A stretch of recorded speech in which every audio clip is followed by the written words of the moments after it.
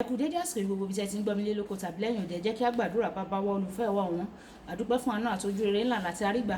A tún ti rí oṣù tuntun o. Ẹ jẹ́ ká rí ọjọ́ kejì nínú oṣù ìkarùn-ún, oṣù oore ọ̀fẹ́. Ògo ni fún orúkọ mímọ́ yín fún oore ọ̀fẹ́ ńlá ńlá tí kò ṣeé fowó rà yìí. Ọlọ́run, ọ̀rọ̀ tí a ò gbéyẹ̀wò lẹ́ni kó ṣe ayé ọkàn àti ara wa ní rere o. Kó má ṣe lòdì sí wa ní ọjọ́ ìdájọ́. Ká jẹ́ olùgbọ́ àti olùṣe ọ̀rọ̀ náà. Tó ti a gbàdúrà lórúkọ Jésù Kristi Olúwa wa. Àmín ní orúkọ Jésù. Ìwé ọ̀run ṣíṣí tí a tẹ ọwọ́ olùṣọ́ àgùntàn yín náà kọ Adéjàre Adébóyè kọ. Ẹni ọjọ́ Ẹtì, ọjọ́ kejì, oṣù karùn-ún. Àkòrí tí a ó gbéyẹ̀wò sọ wípé ìrìn àjò ayé, ìrìn àjò ayé. A mú àkọ́sórí wa nínú ìwé orin Dáfídì orí ìkẹrìndínlógójì ẹsẹ̀ ìkẹsàn-án. Ìwé orin Dáfídì orí ìkẹrìndínlógójì ẹsẹ̀ ìkẹsàn-án. Nítorí pé pẹ̀lú rẹ̀ ni orísun ìyè wà, nínú ìmọ́lẹ̀ rẹ̀ ni àwa yóò rí ìmọ́lẹ̀. Nígbà tí a mú Bíbélì kíkà wá nínú ìwé orin Dáfídì bákan náà, orí ìkejìléníọgbọ̀n ẹsẹ̀ ìkẹjọ àti ìkẹsàn-án. Ìwé orin Dáfídì orí ìkejìléníọgbọ̀n ẹsẹ̀ ìkẹjọ àti ìkẹsàn-án. Èmi yóò fi ẹsẹ̀ rẹ lé ọ̀nà, èmi yóò sì kọ́ ọ ní ọ̀nà tí ìwọ yóò rìn, èmi yóò sì fi ojú mi tọ́ ọ, kí ẹ̀yin kí ó má ṣe dàbí ẹṣin tàbí ìbáka tí kò ní iyè nínú, ẹnu ẹni tí a kò lè ṣe àìfi ìjánu bọ̀, kí wọn kí ó má bàa súnmọ́ ọ. Wàyí ẹ tẹ́tí bẹ̀rẹ̀ jẹ́ láti gbọ́ ohun tí olùṣọ́ àgùntàn yín náà kọ Adéjàre Adébóyè ní fún wa ní èní ọjọ́ Ẹtì. Nínú ìwé Genesis orí ìkẹtàdínníàádọ́ta ẹsẹ̀ ìkeje dé ìkẹsàn-án, Fáráò béèrè lọ́wọ́ Jákọ́bù pé ọmọ ọdún mélòó ni ọ́? Jákọ́bù dáhùn pé ọdún ìrìn àjò mi ó jẹ́ 140, ọjọ́ mi kò pọ̀ o, ó sì kún fún wàhálà, síbẹ̀ kò tí ì tó ti àwọn bàbá mi o. Ìbéèrè náà, ọmọ ọdún mélòó ni ọ́, túmọ̀ sí báwo ni o ti lò tó ní ìrìn àjò rẹ nínú ayé láti ìgbà tí a ti bí ọ tí o ti bẹ̀rẹ̀ ìrìn àjò lórí ayé. Àmọ́ ṣá, nígbà tí o bá kú o, ìrìn àjò náà yóò dópin. Lẹ́yìn náà, ìwọ yóò dojúkọ ayérayé. Ṣé ọ̀run rere ni tàbí ọ̀run àpáàdì? Èyí dá lórí bóyá o ti fi ọkàn rẹ fún Jésù Kristi tàbí bẹ́ẹ̀ kọ́. Jẹ́ kí n béèrè lọ́wọ́ rẹ, nítorí pé o wà lórí ìrìn àjò lórí ayé. Ṣé ò ń rìn ní ọ̀nà tó tọ́? Ṣé o mọ àbáyọrí àyànmọ́ tí Ọlọ́run ṣètò fún ọ?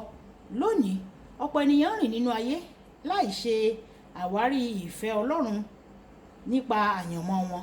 O kò lè ṣe bẹ́ẹ̀ o. A bí ọ fún ìdí kan, ó sì jẹ́ pé tí o kò bá mú ète náà ṣẹ, ìwọ yóò jábọ̀ fún ẹni tí ó fún ọ ní ẹ̀mí tí ò ń lò lọ́wọ́lọ́wọ́. Àwọn ìpinnu rẹ̀, bóyá ó tóbi tàbí ó kéré, yóò pinnu ibi tí o máa dé nínú ayé o. Nínú Genesis orí ìkẹtàlá ẹsẹ̀ ìkẹwàá sí ìkọkànlá, Lọ́ọ̀tì ṣe ìpinnu níbi tí ó fẹ́ gbé fúnra rẹ̀ nípasẹ̀ bíbójú wo ibi tí ó dára láì ṣe ìwádìí ìfẹ́ Ọlọ́run. Ìpinnu kan ṣoṣo yìí ó pa ìgbésí ayé rẹ̀ padà àti ti àwọn ọmọ rẹ̀ títí láéláé. Olùfẹ́, ẹni tí ó fiṣẹ́ rán lẹ́nu ìrìn àjò yìí, ó ní ìpinnu fún ọ àti máàpù ìtọ́nà kan fún ìpinnu náà. Ó wà ní ọwọ́ rẹ o. Ó sọ nínú Jeremáyà orí ìkọkàndínlọ́gbọ̀n ẹsẹ̀ ìkọkànlá pé òun yóò mú ọ dé òpin ìrètí rẹ.